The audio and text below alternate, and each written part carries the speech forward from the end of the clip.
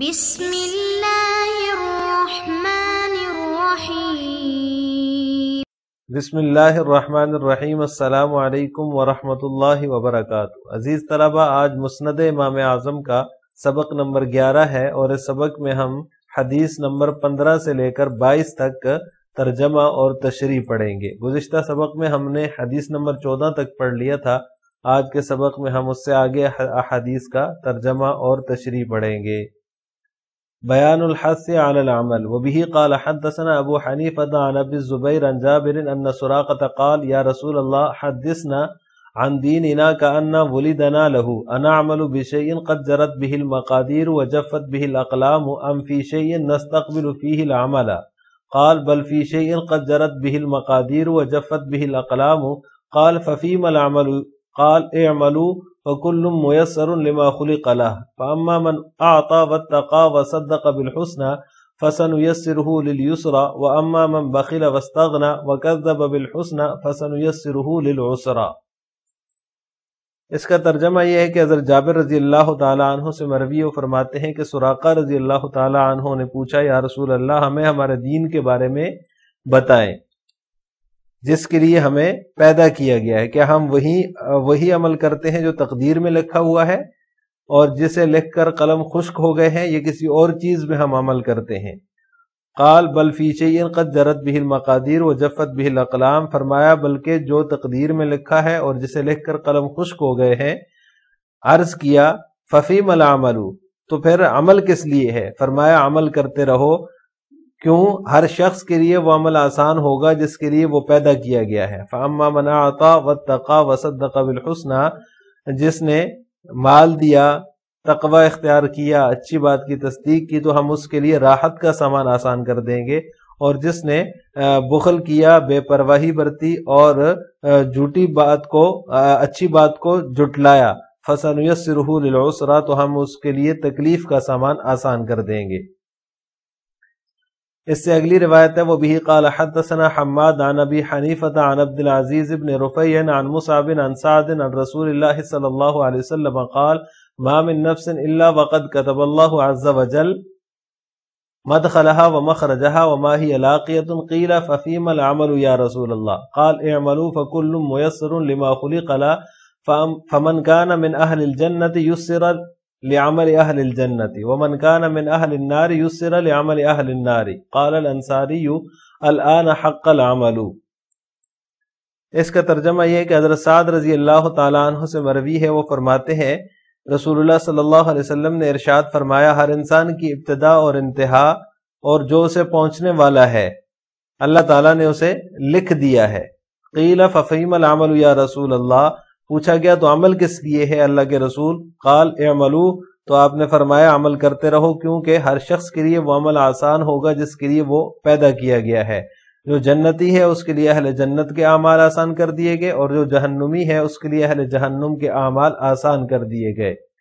انصاری نے کہا الان حق العمل، کہ اب عمل کرنے کی وجہ واضح ہو گئی۔ اس سے اگلی روایت ہے، وبه قال حدثنا ابو حنیفة عن عبد العزیز عن مصعب بن سعد بن ابی وقاص عن ابیہ قال قال رسول اللہ صلی اللہ علیہ وسلم ما من نفس الا وقد كتب الله مدخلها ومخرجها وما هي لاقية فقال رجل من الانصار ففيما العمل اذن يا رسول الله؟ فقال اعملوا فكل ميسر لما خلق له اما اهل الشقاوة فيسروا لعمل اهل الشقاوة واما اهل السعادة فيسروا لعمل اهل السعادة فقال الانصاري الان حق العمل۔ وفي رواية اعملوا فكل ميسر من كان من اهل الجنة يسر لعمل اهل الجنة ومن كان من اهل النار يسر لعمل اهلها فقال الانصاري الان حق العمل۔ اس روایت کا ترجمہ یہ ہے کہ حضرت سعد بن ابی وقاص رضی اللہ تعالیٰ عنہ فرماتے ہیں رسول اللہ صلی اللہ علیہ وسلم نے ارشاد فرمایا، ہر نفس کے داخل ہونے اور نکلنے کی جگہ اور جو اسے پہنچنے والا ہے اللہ نے لکھ دیا ہے۔ فقال رجل من الانصار، تو ایک انصاری نے پوچھا تو پھر عمل کس لیے ہے یا رسول اللہ؟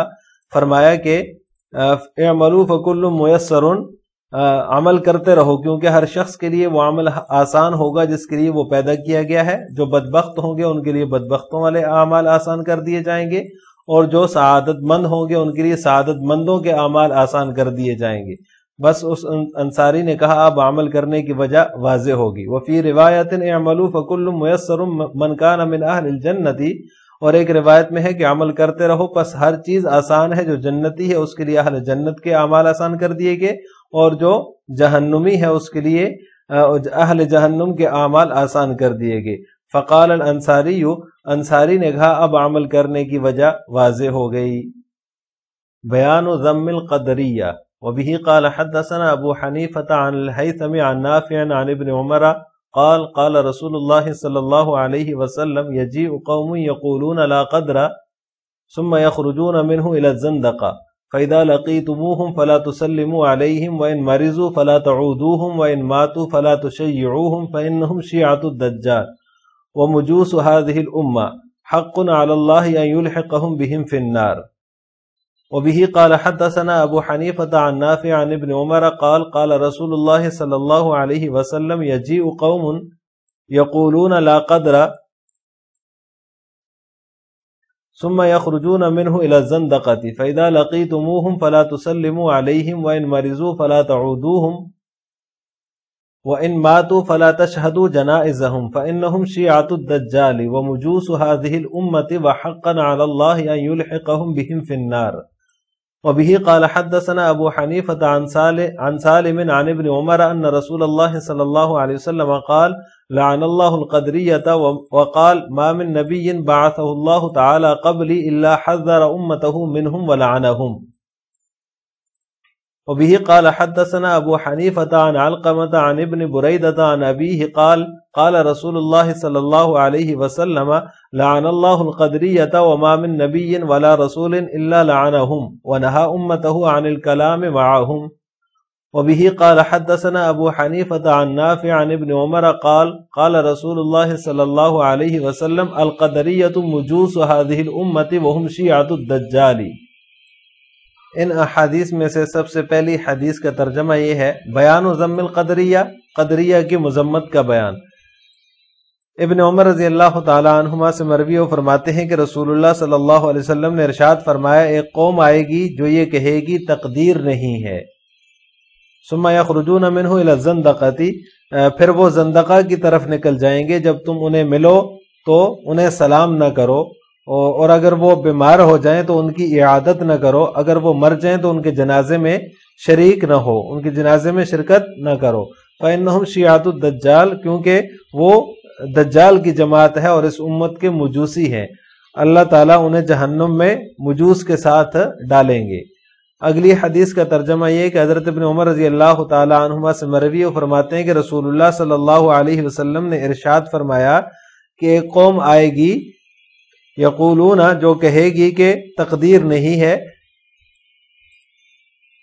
پھر وہ زندقہ کی طرف نکل جائیں گے۔ فَإِذَا لَقِيتُمُوهُمْ فَلَا تُسَلِّمُوا عَلَيْهِمْ، جب تمہاری ان سے ملاقات ہو تو انہیں سلام نہ کرو، اگر وہ بیمار ہو جائیں تو ان کی عیادت نہ کرو، اگر وہ مر جائیں تو ان کے جنازے میں شریک نہ ہو، ان کے جنازے میں شرکت نہ کرو، کیونکہ وہ دجال کی جماعت ہے اور اس امت کے مجوس ہیں، اور اللہ تعالیٰ انہیں جہنم میں مجوس کے ساتھ ڈالیں گے۔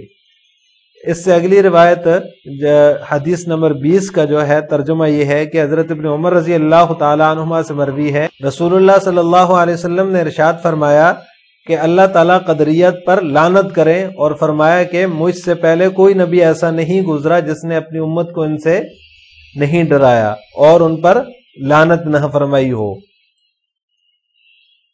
حدیث نمبر 21 کا ترجمہ یہ ہے کہ حضرت ابن بریدہ اپنے والد حضرت بریدہ رضی اللہ تعالیٰ عنہ سے روایت کرتے ہیں، فرماتے ہیں کہ رسول اللہ صلی اللہ علیہ وسلم نے فرمایا کہ اللہ تعالیٰ قدریہ پر لعنت کرے، اور نہیں کوئی مجھ سے پہلے ایسا کوئی نبی اور نہ ہی کوئی رسول گزرا مگر یہ کہ انہوں نے بھی ان پر لعنت کی ہے، اور انہوں نے اپنی امت کو ان کے ساتھ بات کرنے سے منع کیا۔ حدیث نمبر 22 کا ترجمہ ہے ابن عمر رضی اللہ تعالیٰ عنہما سے مروی فرماتے ہیں کہ رسول اللہ صلی اللہ علیہ وسلم نے فرمایا القدریۃ مجوس هذه الامہ، کہ قدریہ جو ہیں اس امت کے مجوسی ہیں اور وہ دجال کی جماعت ہیں۔ حدیث نمبر 18 کے اندر فرمایا ان ماتو فلا تشیعوہم، کہ اگر وہ مر جائیں تو ان کے جنازے میں بھی شرکت نہ کرو۔ تو قدریہ جو ہیں وہ تقدیر کے منکر ہیں۔ یہ اسلام کے شروع کے زمانے کے اندر ایک فرقہ جو ہے وہ ظاہر ہوا تھا جنہوں نے تقدیر کا انکار کیا تھا۔ اس کا سب ہم نے گزشتہ اسباق میں بھی ذکر کیا ہے کہ جو تقدیر کے منکر ہیں ان کو قدریہ کہا جاتا ہے۔ تقدیر کے انکار کی وجہ سے وہ مسلمان نہیں ہیں، اس لیے ان کے جنازے میں شرکت کرنے سے منع کیا گیا ہے۔ اور اگر ان کو مسلمان مان لیا جائے تو پھر بھی ان کے جنازے میں شرکت کرنے سے ممانعت ہے۔ تو اس کی وجہ ممانعت کی یہ ہے کہ تاکہ ان کو تنبیہ ہو جائے اور وہ اپنے غلط عقیدے سے باز آ جائیں، اور اپنا غلط عقیدہ جو کہ بالکل ہی من گڑت عقیدہ ہے اور تقدیر کا وہ انکار کرتے ہیں اس سے باز آ جائیں، اس لیے ان کے جنازے میں شرکت کرنے سے منع فرمایا ہے۔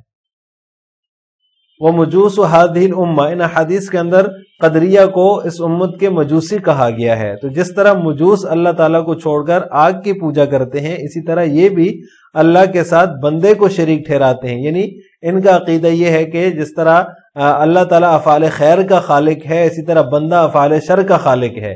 تو مجوسی بھی شرک کرتے ہیں، یہ بھی اللہ تعالیٰ کے ساتھ شرک کرتے ہیں، کیونکہ مجوسی آگ کی پرستش کرتے ہیں، آگ کی پوجا کرتے ہیں، تو وہ آگ کو خدا مانتے ہیں۔ تو اللہ تعالیٰ کی ذات کے ساتھ انہوں نے آگ کو شریک کر لیا۔